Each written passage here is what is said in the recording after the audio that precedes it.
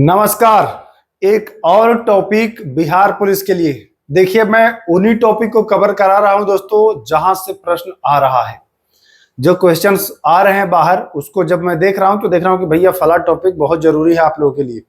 उन सारे टॉपिक को आप लोग कर लीजिए, चाहे आप हमसे कर लें, आप कहीं से भी कर लीजिए, लेकिन कर लीजिए। एग्जाम में आपका फायदा सीधा होगा। अब तक जो टॉपिक दिया हूं उसका एक प्लेलिस्ट बना हुआ है, बिहार पुलिस लास्ट 30 डेज। उसमें जितने वीडियोस हैं सब देख लें आप जाकर के। प्रश्न वहां से भर भर के पूछे जा रहे हैं। बाद में पछताएं, ऐसा ना हो कि ना देखें और बाद में अगर नजर पड़े तो पछताना पड़े। इससे बेहतर है कि जाकर के देख लें, एक दिन दो दिन जितना भी जिसको समय है उसमें उसको देख लें, फायदा निश्चित होगा। आप देखेंगे कि पहले जो भी 16 को 20 को एग्जाम हुआ वहां भी क्वेश्चन उनसे आए हैं, तो फायदा आपका होगा। आइए हम लोग शुरू करते हैं। आज का जो वीडियो है यह मॉडर्न हिस्ट्री से संबंधित है ना, मतलब कि आधुनिक भारत से संबंधित इसमें प्रश्न आपको दिखाई देंगे अधिकांश। यह टॉपिक बहुत महत्वपूर्ण है। इसमें 3 टॉपिक हम पढ़ेंगे। एक तो प्लासी का युद्ध पढ़ेंगे, फिर हम लोग शिवाजी भी पढ़ेंगे। प्लासी का युद्ध पढ़ेंगे और शिवाजी भी पढ़ेंगे, थोड़ा बहुत और इधर उधर की बातें भी देखेंगे। तो चलिए आते हैं। सबसे पहला प्रश्न तो यही बनता है, बहुत अच्छा प्रश्न है। प्रश्न बनता है क्या कि भैया किसने बंगाल की राजधानी ढाका से मुर्शिदाबाद यानी मकसूदाबाद स्थानांतरित की? किसने भाई, किसने ऐसा किया कि बंगाल से जो राजधानी थी वह ढाका से, मतलब ढाका जो राजधानी है, पहले ये बांग्लादेश अभी हुआ ना, पहले तो भारत में ही था, जानते ही होंगे। तो ढाका से मुर्शिदाबाद या मकसूदाबाद है ना परिवर्तन किया। तो देखिए मैं एक शॉर्ट ट्रिक बताता हूं। बंगाल के जब आप शासक पढ़ेंगे तो एक पहला और एक आखिरी, इन दोनों ने राजधानी परिवर्तन किया है ना। तो पहला कौन होता है? पहला हो जाता है मुर्शीद कुली खां। कौन होता है? मुर्शीद कुली खां। इसने क्या किया कि ढाका से हटा करके और मुर्शिदाबाद, ये अपने नाम पर ही मुर्शिदाबाद, जिसका नाम मकसूदाबाद था, मुर्शिदाबाद। आप आसानी से पकड़ सकते हैं कि मुर्शीद है तो मुर्शिदा सर। क्लियर है? ये कर लेंगे आप? बिल्कुल कर लेंगे। आइए हम आते हैं दूसरे सवाल पर। देखिए दूसरा सवाल क्या कह रहा है, चलिए देखिए। किस मुगल सम्राट ने अंग्रेजों को वार्षिक कर यानी कि वार्षिक टैक्स के बदले व्यापारिक छूट प्रदान की? वार्षिक उनसे कर के बदले उनको छूट दे दिया, कुछ पैसा लेकर के कि भैया इतना दे दो, 3000 रुपया, अब आपको हम छोड़ देंगे। उसका नाम था फर्रुख शेयर। क्या नाम था? फर्रुख शेयर। तो राइट आंसर क्या हो जाएगा? सी। ये बहुत इंपॉर्टेंट है, ये प्रश्न बहुत बार पूछा गया है, संभावना है कि ये आ सकता है, इसलिए इसको मैं इसमें रखा हूं। बाकी चलते हैं आगे। देखिएगा इसमें से कौन सा प्रश्न आया है वो भी मैं बताऊंगा। आइए, बंगाल में किसने इजारेदारी प्रथा की प्रारंभ की? इजारेदारी प्रथा की प्रारंभ किसने की भाई? तो इजारेदारी प्रथा की अगर प्रारंभ की बात मैं करता हूं तो वह मुर्शीद कुली खां, ये शुरुआत किया था और इसी ने शुरू भी कर दिया। तो बंगाल में इजारेदारी प्रथा की जो शुरुआत है वह मुर्शीद कुली खां के द्वारा किया गया है। क्लियर है? क्लियर है? कोई दिक्कत नहीं है? कोई दिक्कत नहीं है। ऐसे ही हम लोग बढ़ेंगे, लगभग 30 प्रश्न के आसपास होगा। 30 कर लीजिए, आपको समझिए कि एक आध क्वेश्चन तो भिड़ ही जाएगा यहां से। बंगाल के किस नवाब ने, बहुत अच्छे से पढ़िएगा और ये प्रश्न इंपॉर्टेंट है, बंगाल के किस नवाब ने यूरोपियों की जो तुलना है वह मधुमक्खियों से की है और कहा है कि अगर इनको छेड़ोगे नहीं तो ये कुछ नहीं करेंगे और अगर छेड़ोगे तो ये काट काट करके मार डालेंगे? क्या कहते हैं कि अगर यदि इन्हें ना छेड़ा जाए तो यह शहद देंगे और यदि छेड़ा जाए तो काट काट कर मार डालेंगे। किसने कहा था? तो अली वर्दी खां। अब आपको याद कैसे करना है कि मधुमक्खी काट रहा है, आप वहां पर वर्दी में गए हैं, आपकी नौकरी लग गई है और आप वर्दी में गए हैं, तो भाई वर्दी में रहिए या जो रहिए, मधुमक्खी तो काटेगा ही। बस ये याद करने के लिए कि आप वर्दी में गए। वर्दी से आप अली वर्दी याद कर लीजिएगा। मैंने भी ऐसे याद किया था, अगर आप भी याद कर पाए तो बहुत बेहतर होगा, याद हो जाएगा, कोई दिक्कत नहीं। तो क्या हो जाएगा? अली वर्दी खां। क्लियर? क्लियर है सर। चलिए आइए, ब्लैक होल की घटना, ये इंपॉर्टेंट है। ये ब्लैक होल वो वाला नहीं है जो आप समझ रहे हैं। ये ब्लैक होल एक घटना घटी थी, जेड हालवेल के द्वारा एक मनगढ़ंत कहानी है, नाम याद रखिएगा, जेड हालवेल। ये मनगढ़ंत कहानी बनाया था।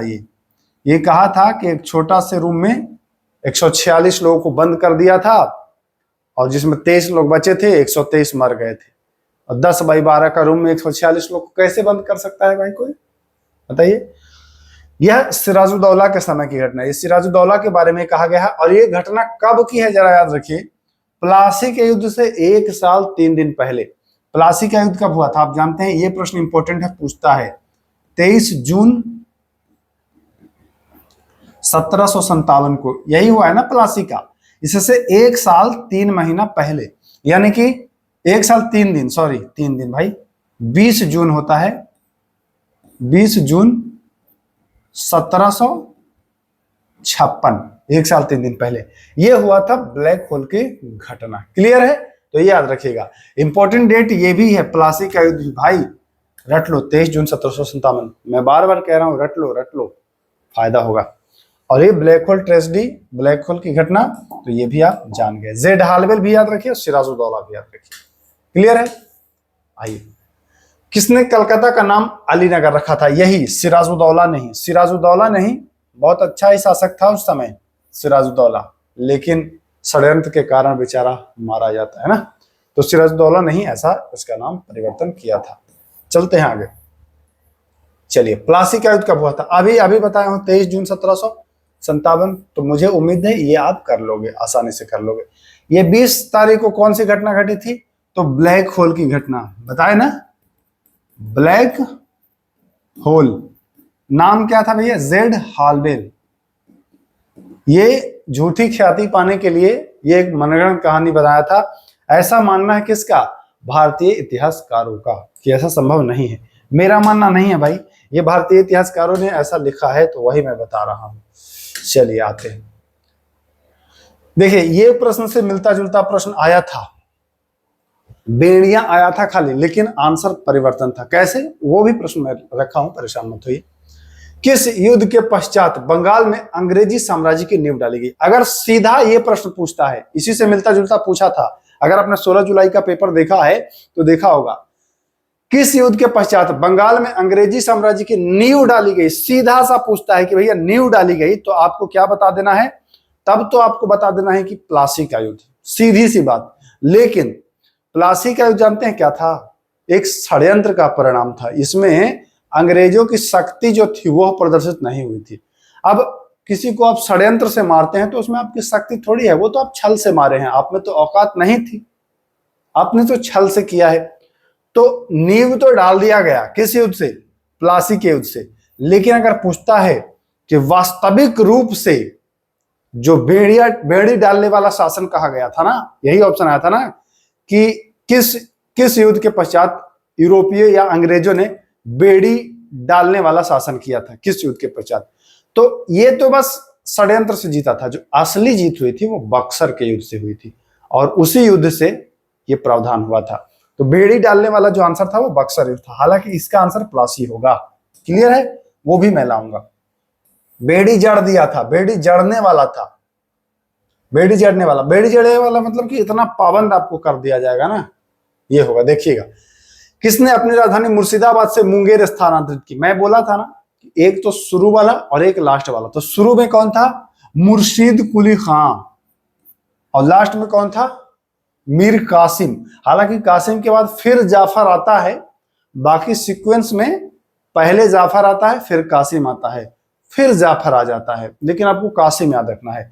पहला मुर्शीद कुली खां और दूसरा है कासिम, मीर कासिम, ध्यान रखिएगा। तो यहां कासिम आएगा, कौन आएगा? मीर कासिम आएगा। ये ऑप्शन इसका भी सही है। चलिए सर, आइए आगे देखिए। हाँ, ये काला क्रम पूछता है कि कौन पहले आया था। तो देखिए, सबसे पहला जो था बंगाल के मैं नवाबों की बात करूं तो मुर्शीद कुली खां, ठीक ना, मैं शॉर्ट में लिख रहा हूं मुर्शीद कुली खां, ठीक। फिर था सुजाउद्दीन, फिर कौन था? सुजाउद्दीन, ठीक ना। फिर था सरफराज, फिर था अली वर्दी खां, फिर था सिराजुद्दौला,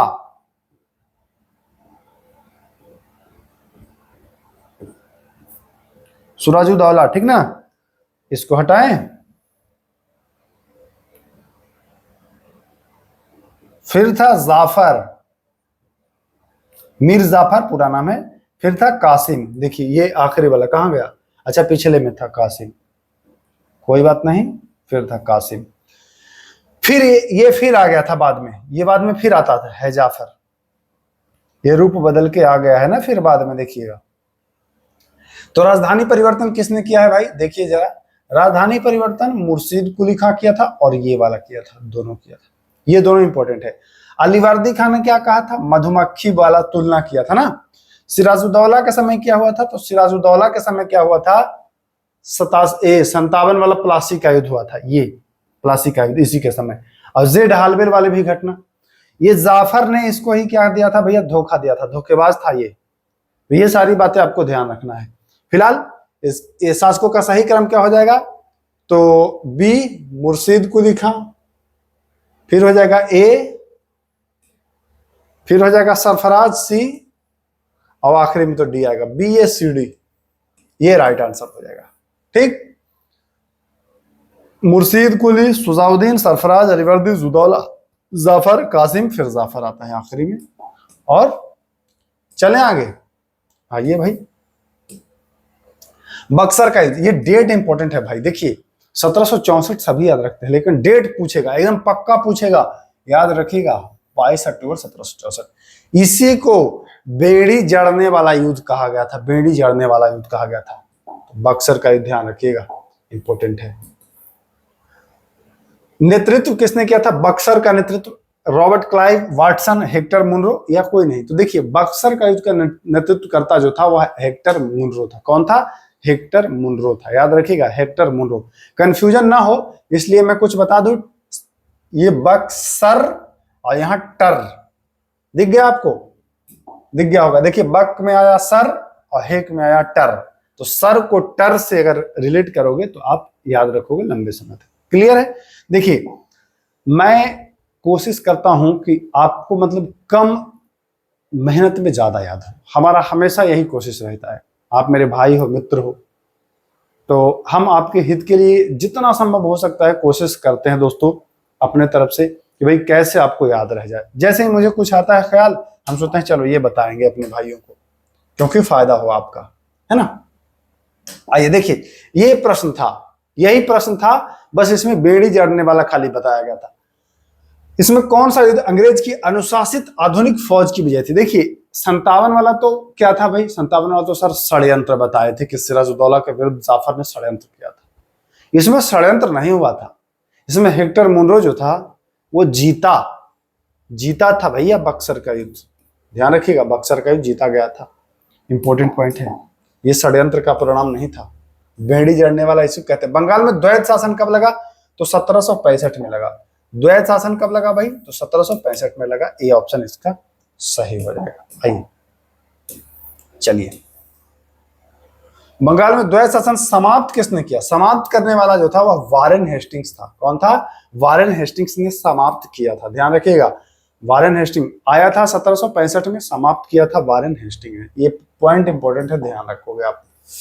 चलो भाई आ जाओ, देखिए अब शिवाजी के बारे में आते हैं। शिवाजी से प्रश्न पूछ रहा है, देख रहे हैं ना आप, शिवाजी का राज्याभिषेक कब, शिवाजी ने, ये सब पूछ रहा है, तो एक प्रश्न यहां से बन सकता है। मतलब ये जो दोनों टॉपिक है, यहां से आपको एक सवाल संभावना है कि आएगा ही आएगा, निश्चित आएगा। देखिएगा शिवाजी के समय एक अष्ट प्रधान थी, अष्ट प्रधान, जैसे अकबर के समय नवरत्न था, कृष्णदेव राय के समय अष्ट दिग्गज था, जानते हैं ना। शिवाजी के समय अष्ट प्रधान था, अष्ट प्रधान था। इसको क्या कह रहे हैं, विघटन किसने किया है, तो विघटन ये किया है संभाजी। संभाजी के समय इसका विघटन हो गया। अब याद कैसे रहेगा सर संभाजी, तो याद रखने के लिए देखिएगा, विघटन कब करेंगे, जब आप चीजों को संभाल नहीं पा रहे हैं तो आप विघटन कर देंगे। संभाल से आप याद रखिएगा संभा, कि भैया ये संभाल नहीं रहा था, ये विघटन कर दिया। क्लियर, याद हो गया ना। हाँ, मैं यही चाहता हूं कि हमारे भाइयों को याद हो जाए आसानी से, कहे कि एग्जाम में तो हम नहीं रहेंगे आपके साथ, ये जो बताएंगे वो रहेगा आपके साथ। और वो समझिए कि के सर ही वही हैं और आपको गाइड करेंगे, चाहे जिस रूप में करें। अगर कभी एग्जाम में कंफ्यूजन हो भाई, ध्यान रखिएगा, बहुत छोटी बात है लेकिन कारगर है। कभी भी कंफ्यूजन हो तो एक आधा मिनट का समय निकाल के मौन हो जाइएगा, एकदम एकदम मौन हो जाइएगा, एकदम माइंड को छोड़ दीजिएगा, रिलैक्स, 1 मिनट का, ज्यादा नहीं। देखिएगा आपको याद आ जाएगा जो चीज अगर आपने पढ़ा होगा ईमानदारी से, तब बस ध्यान से देखिएगा उसको, तो संभाजी राइट आंसर होगा। चलिए, किस मराठा ने सतारा को अपनी राजधानी बनाई? सतारा को अपनी राजधानी किसने बनाई है भैया? तो सतारा को अपनी राजधानी बनाया है राजा राम। किसने? राजा राम। अब याद कैसे भाई, ये राजा है, ये तो राजधानी बना ही सकता है, ये राजा है। सतारा, और राही से शुरू कर दीजिएगा आप, राजा राम। क्लियर? क्लियर है सर। चलिए सर आइए, खेड़ा का युद्ध 1707 में हुआ था। खेड़ा का युद्ध ताराबाई से हुआ था 1707 में, ये जानते हैं, साहू को लेकर के ना। आइए, हाँ ये प्रश्न भी बढ़िया है। किस मराठा शासक के समय पेशवा का पद वंशानुगत हो गया? इसके समय से वंशानुगत हो गया है कौन? तो ये शाहू। शाहू को आप समझिए कि साढ़ू कह रहे हैं, साढ़ू। अब साढ़ू तो रिश्तेदार ही हो गए, उसको आप वंशानुगत से रिलेट कर सकते हो। साहू जी के समय से ही ये वंशानुगत हुआ था, तो साहू को साढ़ू, साढ़ू समझ ही रहे हो ना, बस साढ़ू रिश्तेदार यानी कि वंशानुगत कर दिया। याद करने का मतलब अच्छा तरीका है, आप कर सकते हो। तरीका क्या है देखिए, हिंट है, ये कोई तरीका उरीका नहीं है, फ्लो में तो मैं बोल दिया, हिंट है। मैंने जैसे इसका उपयोग किया था भाई, साहू साढ़ू, अच्छा साढ़ू था तो वंशा, बस तो याद रहता है। ऐसे कंफ्यूजन तो होता ही है, कितनी सारी चीजें आप याद रखोगे भाई, कंफ्यूजन तो होगा ही। तो कुछ ना कुछ ऐसा कर लेते हैं कि बचा रह जाए। किस मराठा शासक ने यह घोषणा करते हुए कहा, मुगलों के बारे में कहा था कि हमें इस जर्जर वृक्ष के तने पर प्रहार करना चाहिए, शाखाएं तो स्वयं ही गिर जाएंगी। जब मुगल औरंगजेब मरता है ना, उसके बाद मुगल का पतन शुरू हो जाता है, क्योंकि शासक अयोग्य थे। किसी का नाम आप सुनेंगे घृणित कायर, किसी का नाम सुनेंगे लंपट मूर्ख, किसी का नाम सुनेंगे रंगीला बादशाह। ऐसे ऐसे तो लोग थे भाई, ऐसे ऐसे तो लोग थे, तो पतन तो होना ही था। तो ये भी कह देते हैं, ये कौन थे? तो ये थे बाजीराव प्रथम। बाजीराव प्रथम ने कहा था कि भैया ये तो ऐसे ही डैमेज है, इसके शाखाएं, इसके उस पर तने पर प्रहार करना चाहिए, शाखाएं तो स्वयं ही गिर जाएंगी, इतना ये जर्जर हो चुका है। तो बाजीराव प्रथम, बाजीराव प्रथम कहा गया था, ध्यान रखिएगा। बाजीराव प्रथम के बारे में एक चीज इंपॉर्टेंट है जो हम ये बताने वाले हैं। वह मराठा पेशवा जो नाना साहब के नाम से प्रसिद्ध था, नाना साहब के नाम से यही प्रसिद्ध था, बालाजी बाजीराव। कौन था? बालाजी बाजीराव। यह नाना साहब के नाम से प्रसिद्ध था। क्या नाम था? बालाजी बाजीराव। यह नाना साहब के नाम से प्रसिद्ध था, इंपॉर्टेंट है, ध्यान रखिएगा, बालाजी बाजीराव। क्लियर है? क्लियर है सर। आइए देखिए, ये इंपॉर्टेंट है ना, बालाजी बाजीराव, बालाजी बाजीराव, यह नाना साहब के नाम से प्रसिद्ध है। चलिए इस प्रश्न को पढ़ते हैं ना। पानीपत के तीसरे युद्ध में, देखिए पानीपत के युद्ध से प्रश्न आया है, पहले एग्जाम में आया था, याद करिए 16 जुलाई वाला आया था ना, इसीलिए इसको मैं इंक्लूड किया हूं। पानीपत का तीसरा युद्ध कब हुआ था? देखिए पहला हुआ था 1526, जिसमें बाबर था, बाबर और इब्राहिम लोदी, ठीक। दूसरा हुआ था 1556, इसमें था अकबर का संरक्षक बैरम खां और हेमू, दोनों याद रखिएगा, बैरम खां और हेमू। बैरम खां नाम ना दे, अकबर नाम दे, तो ये भी ध्यान रखिएगा। तो ये ध्यान दीजिएगा, पहला और दूसरा। तीसरा हुआ था 1761, 1761, इसमें विरोधी कौन था? तो अहमद शाह अब्दाली था। कौन था? अहमद शाह अब्दाली। मराठा की ओर से कौन है? तो बालाजी बाजीराव। ध्यान दीजिएगा, बालाजी बाजीराव, जिसका नाम है क्या? नाना साहब। इंपॉर्टेंट पॉइंट है, ध्यान रखेंगे आप। पानीपत के तीसरे युद्ध 1761 में, बक्सर का युद्ध 1764 में, प्लासी का युद्ध 1757 में। क्लियर है ना सब? अरे है ना क्लियर? तो ये प्रश्न इंपॉर्टेंट है, आ सकता है। बालाजी बाजीराव, जिसका नाम है नाना साहब। क्लियर है सर? क्लियर है सर। आइए, प्रथम आंग्ल मराठा युद्ध। अब मराठा के बारे में थोड़ा सा और जानते हैं। 3 गो मराठा वाला युद्ध होगा। 1775 से 82 में होगा पहला, ठीक ना। 1803 से 5 में होगा दूसरा, और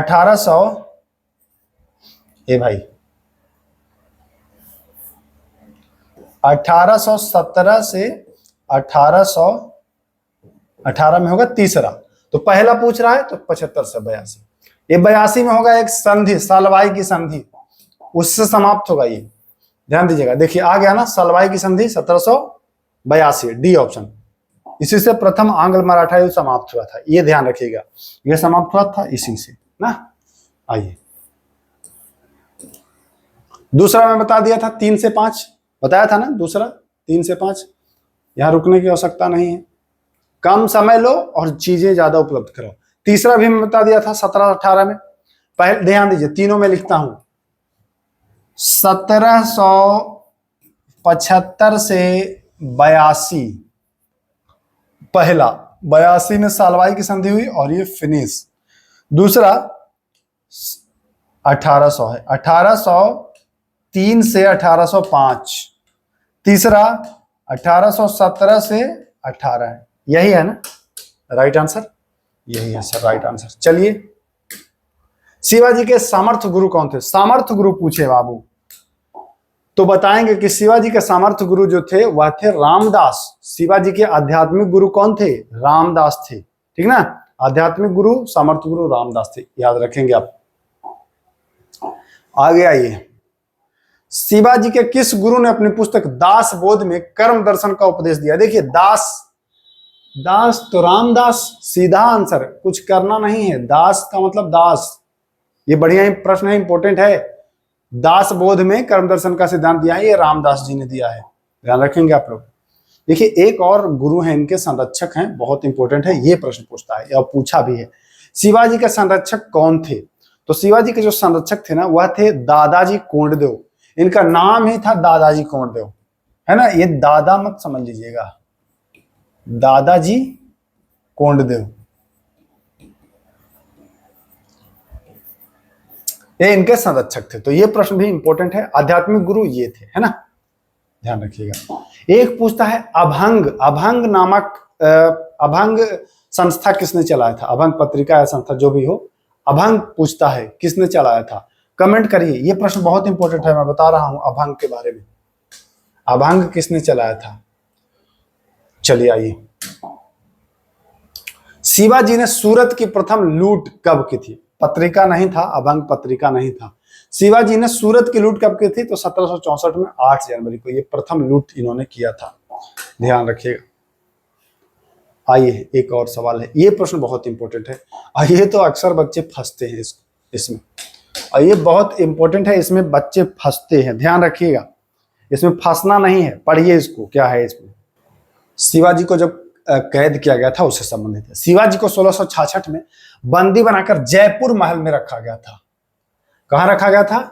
जयपुर महल में इनको बंदी बनाकर रखा गया था। और वो जयपुर महल कहां में है? देखिए ये कंफ्यूजन क्रिएट करेगा, इसीलिए आप जरा इस पर कमेंट करें कि क्या आंसर हो सकता है। अगर आपको पता है तो वीडियो को थोड़ा सा पॉज करके इसको कमेंट करिए, देखता हूं मैं।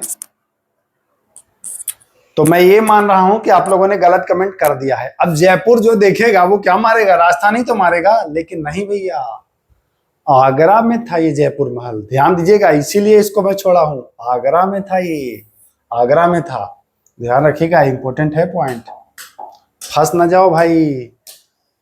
शिवाजी के अष्टप्रधान में सुमंत क्या कहलाता था? तो सुमंत जो था वह क्या कहलाता था? अच्छा पहले सुमंत के बारे में जानिए। सुमंत को किसने भंग किया था? बताया था, सुमंत को नहीं, अष्टप्रधान को तो संभाजी, सर संभाल नहीं पाया था, भंग कर दिया था। ये सुमंत जो था ना वो विदेश मंत्री जो अभी हैं वो कार्य होता था सुमंत का, तो ध्यान दीजिएगा। एक इंपॉर्टेंट मैं बात बता दूं, इसके बाद अभंग आप जरूर, जो मैं कहा हूं कि अभंग आप कमेंट कर सकते हो भाई, बहुत ज्यादा जरूरी है। अभंग पूछता है, अभंग नाम से रचनाएं रचते थे और इनका नाम था नामदेव, याद रखिएगा। अभंग नाम से ये काव्य संग्रह था, ये यही रचते थे, नामदेव, याद रखिएगा, इंपॉर्टेंट है। हमको याद आ रहा है तो बीच बीच में हम सोच रहे हैं आपको बताते ही चले। चौथ एक प्रकार का टैक्स था जिसमें 25% उपज का लिया जाता था। चौथ में 25%। देखिए 2 प्रकार का टैक्स होता था, ध्यान दीजिएगा, आपने पढ़ा होगा। एक होता था चौथ, चौथ मतलब कि चौथा, है ना, चौथा यानी 1/4 भाग, यानी कि 25% लिया जाता था। और एक था सरदेशमुखी, एक था क्या, पढ़े होंगे आप, सरदेशमुखी, पढ़े हैं ना, देश में, देश से आप 10 निकाल लीजिए, ये होता था 1/10 भाग। ये दोनों टैक्स शिवाजी के द्वारा लिया जाता था। इंपॉर्टेंट है ये दोनों।